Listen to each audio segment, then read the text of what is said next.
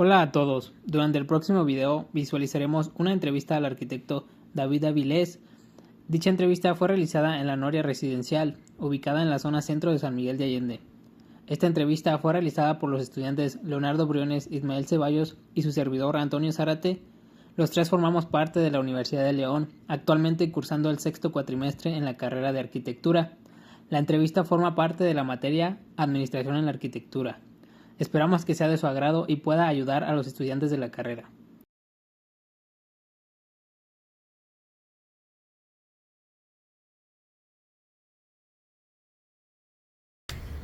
No sé si pudiera contarnos un poco sobre usted, su nombre, dónde estudió. Bueno, yo soy David Avilés, soy de la Ciudad de México, resido aquí en San Miguel de Allende. Me vine junto con este proyecto lo arrancamos en 2022. Estudié en la Universidad Autónoma Metropolitana, Campus Azcapotzalco. Soy arquitecto y los últimos 7-8 años me he dedicado a la administración de proyectos, y actualmente bajo mi cargo están 4 proyectos. Este es el más grande, este es el principal, el proyecto La Noria, que son 15 viviendas. En Viñedos San Francisco tenemos otros 2 proyectos, uno ya está por concluir. Y en Ciudad de México tenemos varios proyectos de departamentos.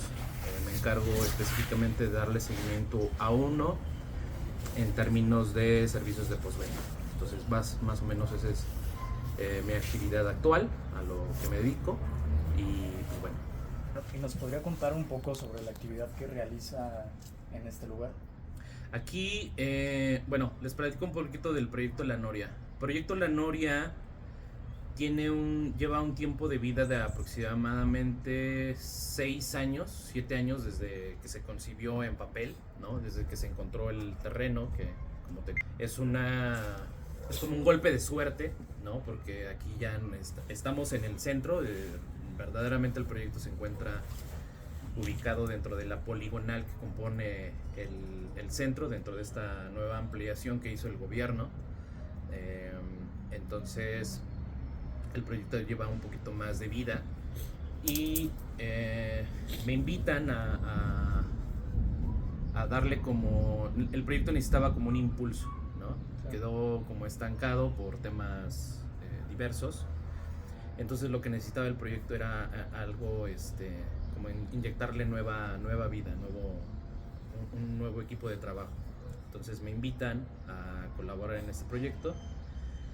Y el objetivo principal era rescatar, ahorita que me estaban platicando respecto a de qué se trata la materia, precisamente poner más atención en el tema de administración. Nos dimos cuenta que el proyecto carecía de algunos controles, ¿no? En términos administrativos. Cuando empiecen a adentrarse mucho más en si deciden dedicarse a esto, me refiero a la administración de proyectos, no específicamente a la arquitectura. La gran virtud que tiene la arquitectura es eso, que puedes abordar varios campos, pero específicamente hablando de administración, cuando se adentren un poquito más, se van a dar cuenta que hay una serie de procesos, ¿no? Que es desde la administración como tal, en todos los términos, ¿no? La gestión documental, los trámites, las licencias, la administración financiera, que es, creo, la parte más importante, la ejecución, el control, la supervisión, ¿no? Cada uno de estos rubros está perfectamente identificada. Hay gente que ya se dedicó durante muchísimos años a establecer una metodología de cómo administrar proyectos, específicamente proyectos de construcción, de arquitectura. Y bueno, ahí es donde me toca a mí implementar en este proyecto, ante estas carencias que les platico, de echar a andar el proyecto, ¿no? Inyectarle nueva energía.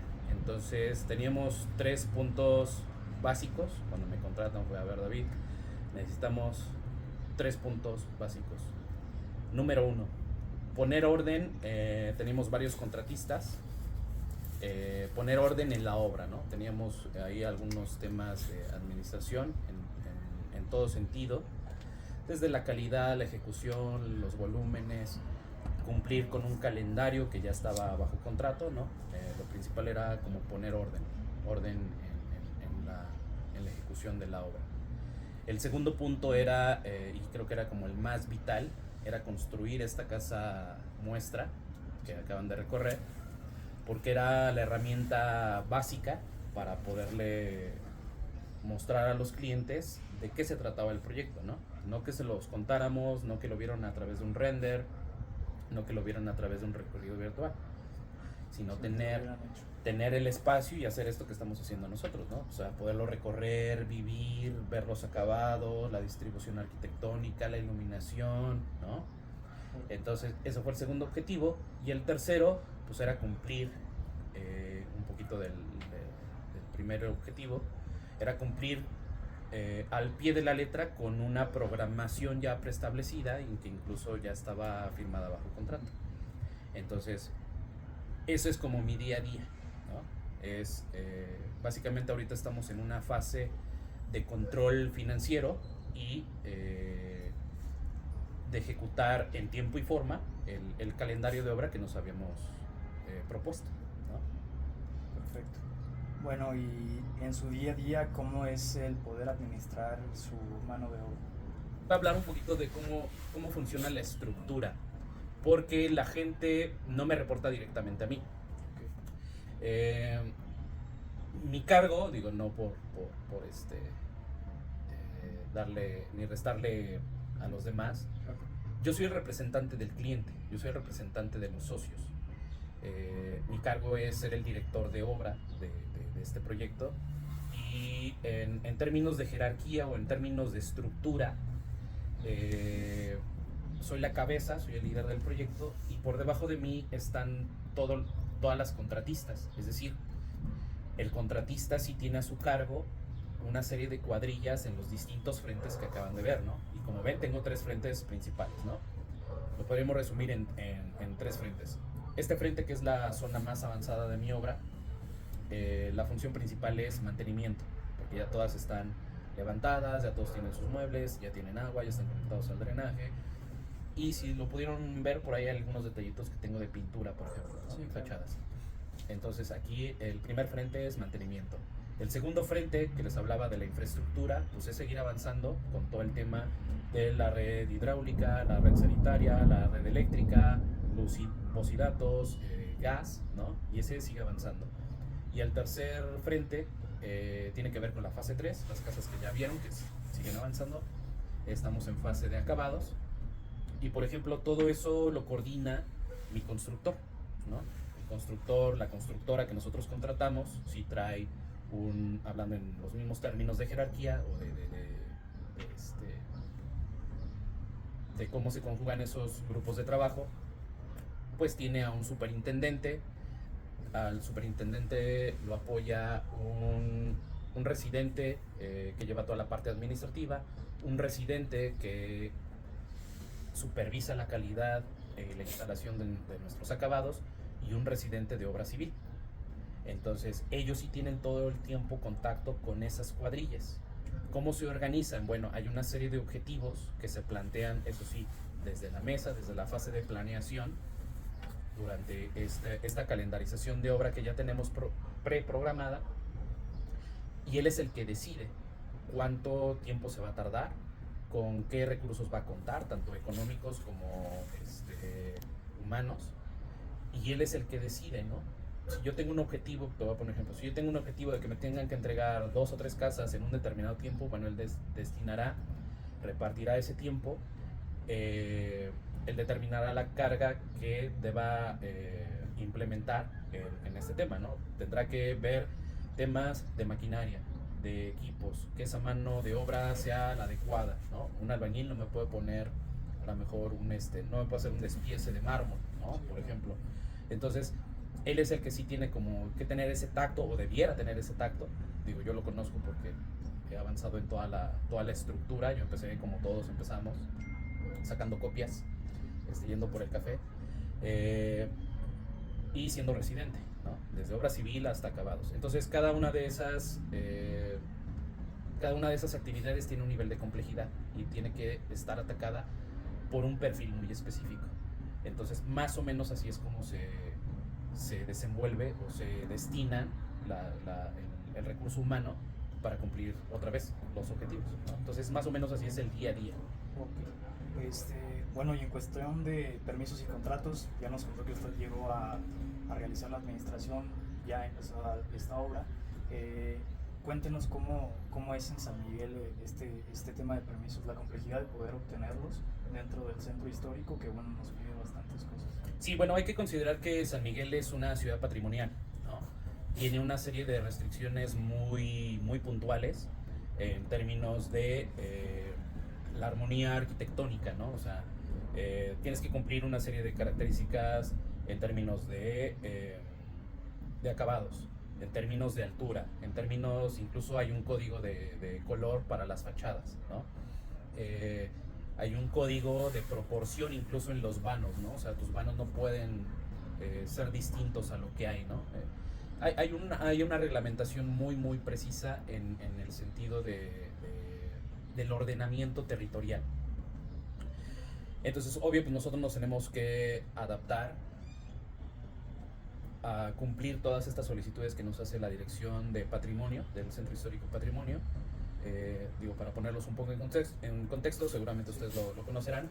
Aquí en San Miguel operan dos organismos, que es la Dirección del Centro Histórico y Patrimonio, que es a la que le reportamos nosotros. Ellos son los que nos autorizan las licencias de construcción.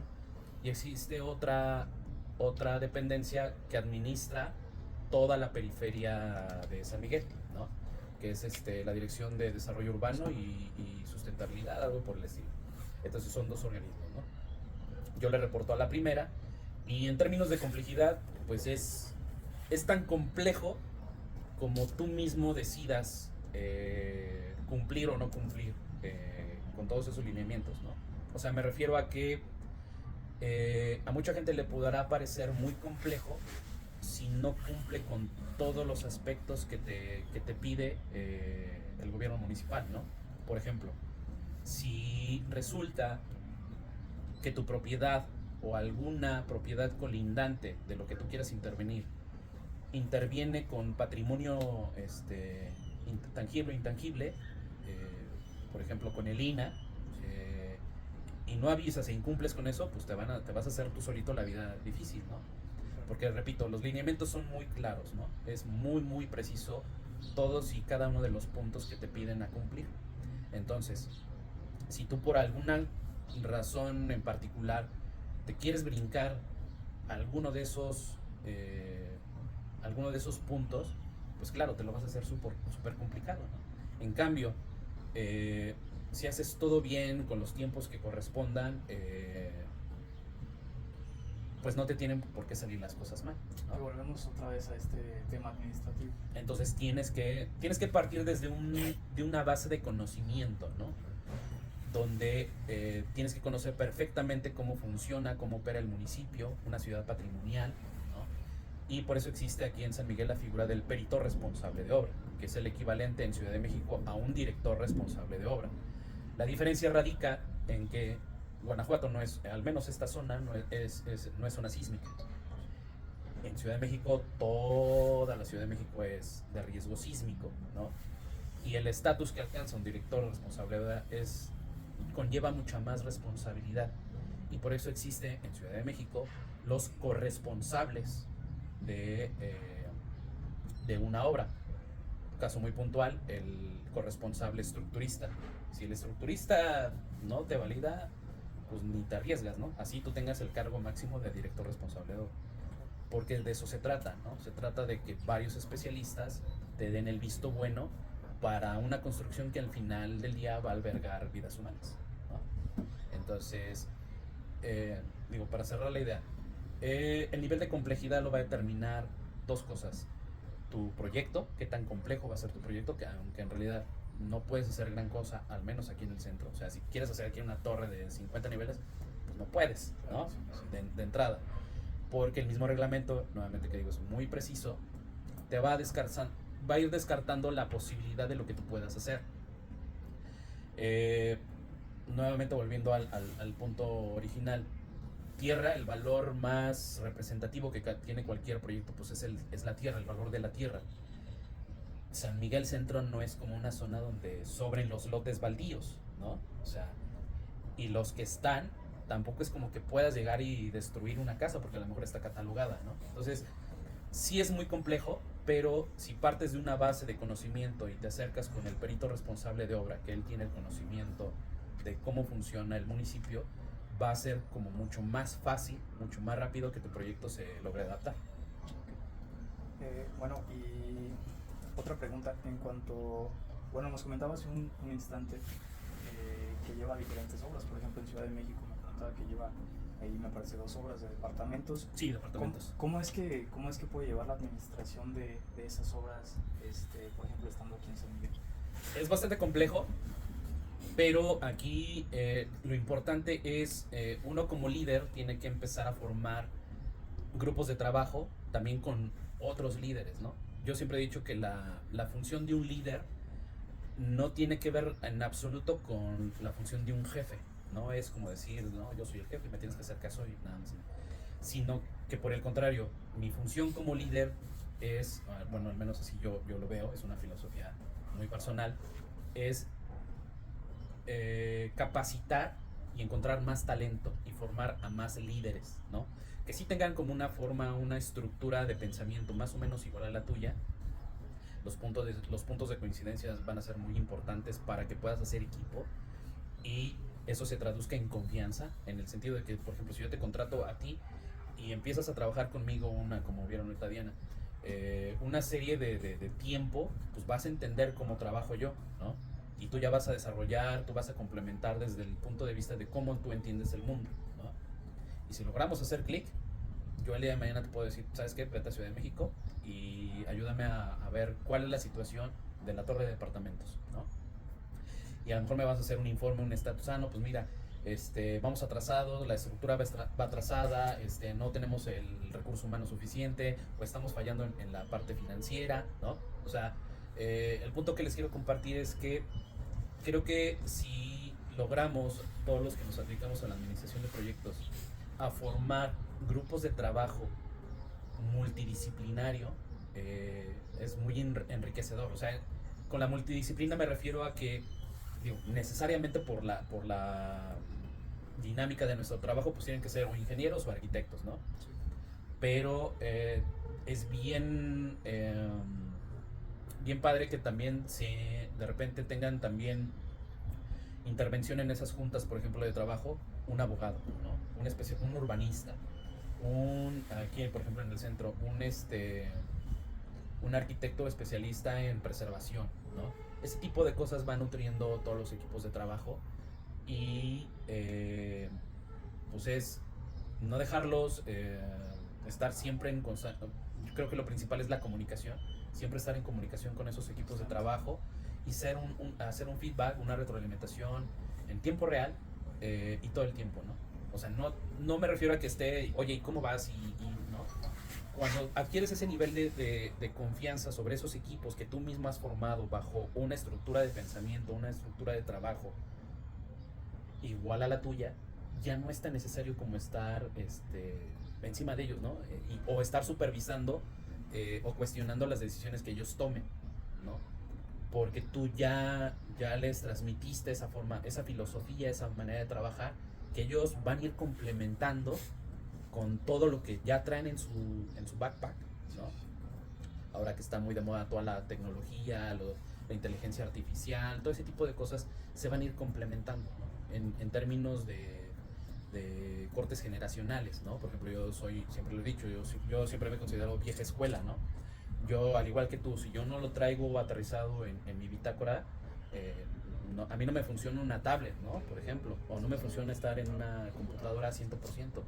Si yo no si alguna idea no pasa por el lápiz y el papel y por mi cerebro, no lo registro, ¿no? Y por el contrario, yo veo aquí a muchos colegas jóvenes que ya traen la tablet, ¿no? Y hacen lo mismo, pero ya en un ambiente digital. A mí no me funciona, ¿no? Pero bueno, cada cada generación trae sus herramientas, los avances tecnológicos son cada vez mayores, y de lo que se trata es adaptarnos a lo que mejor nos funciona, ¿no? A mí me funciona 100% una bitácora, una pluma, mucho color, y esa es la manera en que yo monitoreo todos los... ¿Qué tan importante cree que es para un alumno en la arquitectura llevar una correcta administración esto de sus horas de estudio o materias? Pues yo creo que el primer acercamiento que tienen ustedes hacia la administración es en la administración de su tiempo, por ejemplo, ¿no? Yo me acuerdo mucho cuando entré a la universidad. Yo entré a la universidad con un backpack muy distinto a todos mis compañeros, porque yo empecé muy tarde. Yo decidí irme a conocer mi país, agarré un año sabático que se convirtieron en 5. Y ya cuando retomo mis estudios, ya llegué como muy focalizado. Ya no hubo tiempo para la distracción, iba a lo que iba, ¿no? Y en mi caso muy particular, yo sí como que me empecé a saturar de materias porque quería comerme el tiempo, ¿no? Fue un error.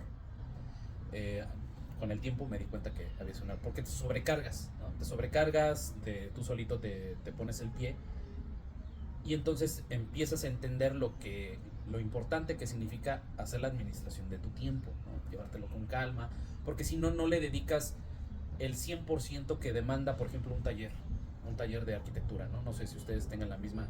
Casi todas las escuelas de arquitectura tienen la misma estructura, ¿no? Es un año de tronco común, el segundo año le llaman como ya te empiezas a perfilar, y el tercer año, en mi caso, porque en mi caso la carrera dura 4 años y medio en la Autónoma Metropolitana.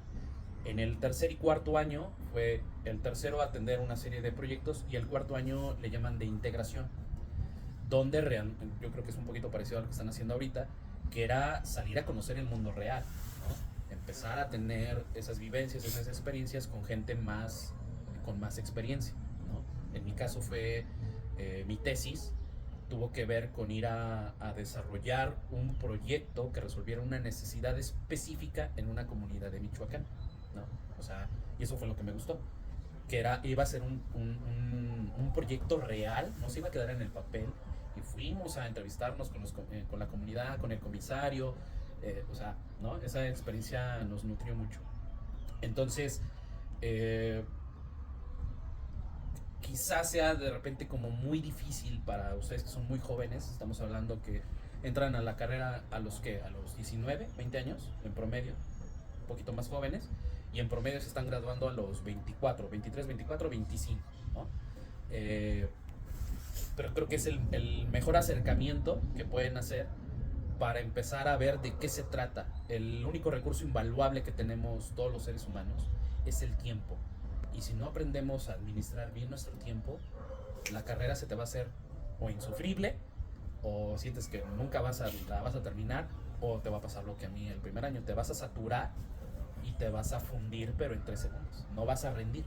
Entonces mi recomendación es hagan una autoevaluación de lo que para ustedes es importante, y destinen el tiempo, pero el tiempo preciso, en serio, de meterse a resolver, insisto, una materia administrativa como es esta, o un taller de arquitectura. Administración del tiempo. Eso sería la palabra. Definitivamente. Ese va a ser el primer acercamiento que tienen ustedes a todo eso, porque es lo mismo. Me preguntabas, la pregunta anterior era referida a cómo le hago para administrar tantos proyectos, ¿no? En simultáneo. Eso, ¿no? O sea, por ejemplo, yo destino mi agenda, lo reparto, tengo 5 días, ¿no? Hay de repente proyectos que me demandan un poco más de tiempo por la complejidad que representan.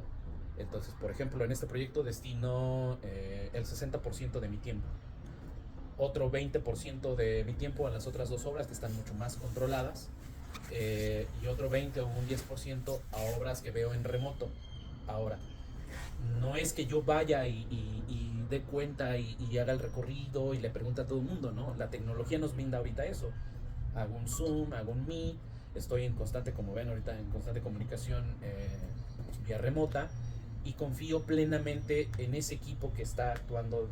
Por ejemplo, en este complejo de departamentos hay un ingeniero civil que tiene toda la experiencia del mundo, y él ya nada más como que me reporta, ¿no? Oye, le pregunto alguna cosa en particular, cómo va la entrega de estos equipos, o la instalación, o lo que estemos viendo en ese momento. Y él en automático, sí, mira David, vamos en esto, está esto, viene retrasado, fíjate que nos encontramos con esto. Entonces, comunicación, ¿no? ¿Cómo desarrollamos esa capacidad? Confiando en tu equipo, y mucha comunicación, ¿no? Entonces, así es como se pueden llevar tantos proyectos. Bueno, no sé si sean tantos, yo siempre a veces que sí, pero esa es la manera en que se puede llevar a cabo varios proyectos de manera simultánea. Okay.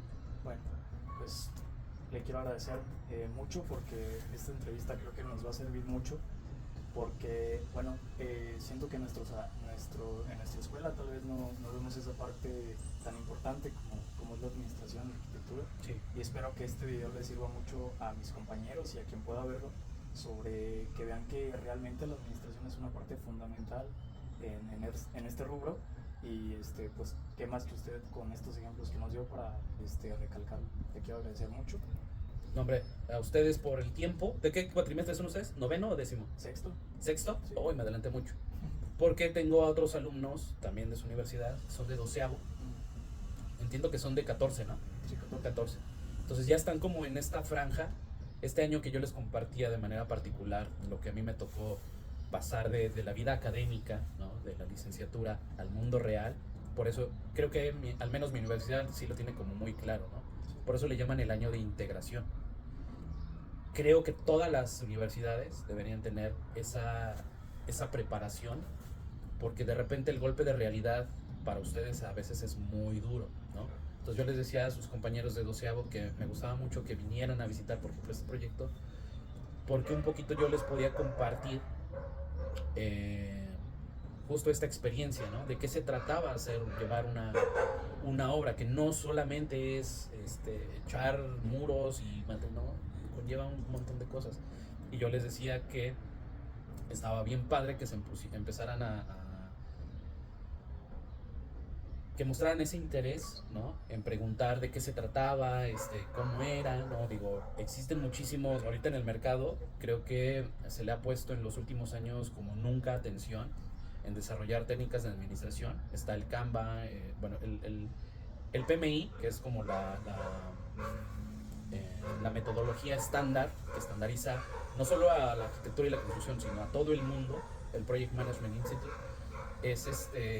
Son como las bases para administrar todo el proyecto. Después surgieron otras escuelas, hay varios, pero al final todo se resume, tienen una metodología internacionalmente aceptada, que es muy buena. Y volviendo al punto, yo les decía a los alumnos que estaba muy padre que empezaran a ver cómo se aplicaba toda esa teoría en el mundo real, ¿no? Entonces ejemplos como digo, allá abajo, en aquel entonces estaba monitoreando varios proyectos a través de un diagrama de Gantt, ¿no? El diagrama de Gantt no es otra cosa que un calendario de obra donde vas monitoreando todas tus partidas o todos tus hitos, ¿no? Y noté la misma, como, ay cabrón, están hablando de otro mundo, como que completamente ajeno a la arquitectura, ¿no? Y para cerrar la idea, lo que yo les decía es, esto es lo que se van a enfrentar a la hora de salir de la escuela de arquitectura. Creo que va a haber mucho más, o hay mucho más oportunidad, vista desde mi punto de vista, porque claro, yo me dedico a esto, ¿no? Si yo estuviera haciendo proyecto arquitectónico, anteproyecto, o mi trabajo fuera de gabinete, en un despacho, pues te hablaría, ¿no? Desde ese punto de vista que a mí me toca ver. Pero yo creo que lo que va a demandar el mercado ahorita inmediato es gente preparada, alumnos, nuevos arquitectos que tengan esa posibilidad de... Entonces, bueno, estábamos con la idea de lo que nosotros esperamos como empleadores, ¿no? Digo, no lo notaron, pero bueno, aquí tengo a una recién egresada de arquitectura de lo UDL, es la residente de la constructora, y tengo a otra arquitecta, otra joven arquitecta que también ya está en la fase de prácticas profesionales. y nos han acompañado durante un ciclo, ¿no? Durante un año. Entonces, parte de lo que les compartía en esta idea es que yo siento que ahorita hay una sobreoferta de arquitectos que estén dedicados al desarrollo de proyectos, ¿no? Y por el contrario hacen muchísima falta, de verdad, muchísima falta de gente que esté más enfocada a la parte de la construcción. Y yo creo, desde mi particular punto de vista, que si un arquitecto no conoce cómo se hacen las cosas, difícilmente va a ser un buen proyectista. Porque de repente nos hemos encontrado que alguien que no ha pisado jamás en su vida una obra, no tiene la capacidad, no tiene la noción de cómo construir algo, ¿no? Y de repente se sacan unas cosas que son ficción, no se puede construir, ¿no? Entonces creo que sí hace falta mucho el acercamiento en general de las universidades, y si no se los dan las universidades, ustedes mismos como estudiantes, buscar la forma de estar en una temporadita en obra, porque ese es el complemento de la teoría, ¿no? Teoría y práctica hoy por hoy es lo que demanda o debería demandar la escuela, la academia, porque, les digo, siento que hay una sobreoferta en ese aspecto. Hay mucha gente haciendo proyecto arquitectónico, mucha gente haciendo renders, ahora que está muy de moda los renders, y te los encuentras de calidades, ¿no? Hay para todo en el mercado.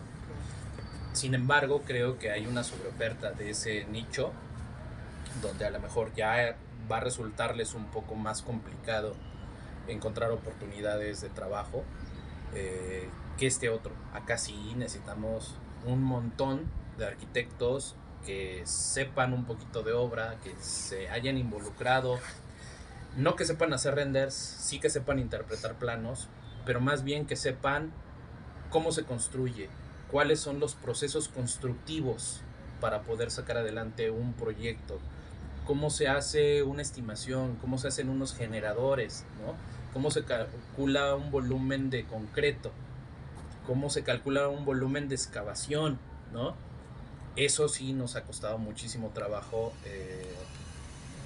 Les tenemos que volver a enseñar a los muchachos porque no lo saben hacer, ¿no? Entonces, desde mi punto de vista, como les decía en un principio, yo hablo de lo que a mí me toca, ¿no? Y he notado todas esas deficiencias, o áreas, no le llamamos deficiencias porque son palabras, ¿no? Hay unas áreas de oportunidad muy importantes en este ramo de la arquitectura, ¿no? La construcción, nos hace muchísima falta chicos que estén preparados en ese nivel, ¿no? Porque es donde, igual desde mi punto de vista, donde hay como más oportunidades laborales y de crecimiento.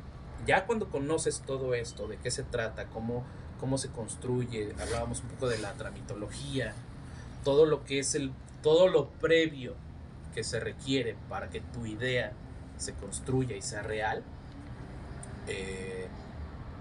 va a ser muchísimo más fácil a la hora si te quieres independizar o ser un jefe de taller, regresarte al gabinete.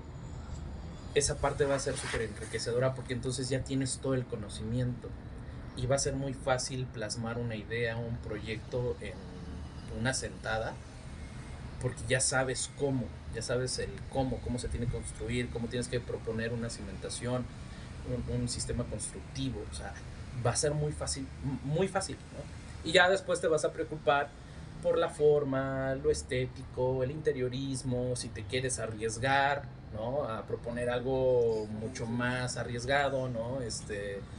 Un poco del tipo de la arquitectura que nos dejó, por ejemplo, Zaha Hadid, ¿no? Ya, si se quieren ir a ese tipo de aquí va a ser. De entrada, aquí en San Miguel no lo van a poder hacer nunca. Eso es, ténganlo por seguro, aquí. Pero quién sabe, ¿no? Yo he conocido casos de muchos chicos mexicanos, en general latinoamericanos, que han llegado a esos grandes despachos, que han llegado a trabajar con Norman Foster, con Zaha Hadid, asíntota con, no me recuerdo ahorita el nombre de este arquitecto, propietario de este despacho, y entonces sí, ¿no? Tienen oportunidad, no de que ellos propongan ese tipo de arquitectura, ¿no? Pero sí estar inmersos en la parte del proceso, ¿no? Y eso es importantísimo. Pero si te faltan todas las tablas de saber cómo se hacen las cosas, y yo creo que no nada más en nuestra carrera, en cualquier otra cosa, ¿no? Si eres panadero, pues tienes que conocer cómo se prepara una masa madre, ¿no? Por ejemplo, o sea, ese es el punto, ¿no? Creo que, insisto, si no te la da la universidad, tendría que venir de cada uno de nosotros complementar esas carencias, esas áreas de oportunidad a las que yo me refiero, si queremos estar inmersos en un campo laboral muy competitivo, pero verdaderamente muy competitivo. Aquí el mundo real es bastante, no difícil, es muy complejo, pero justo tienen que buscar ese punto diferenciador. No sé, no tengo la estadística, cuántos años, cada año cuántos arquitectos jóvenes se gradúan, ¿no? Pero cuántos de esos arquitectos traen buenas tablas, ¿no? También quiero dejarles la idea de que las buenas calificaciones no significan nada, ¿no? Pudiste haber sido un alumno de excelencia, pero si no saben cuantificar un volumen de concreto, pues papito, qué bueno que te dieron tu 10, excelencia académica, pero el mundo real demanda otras cosas.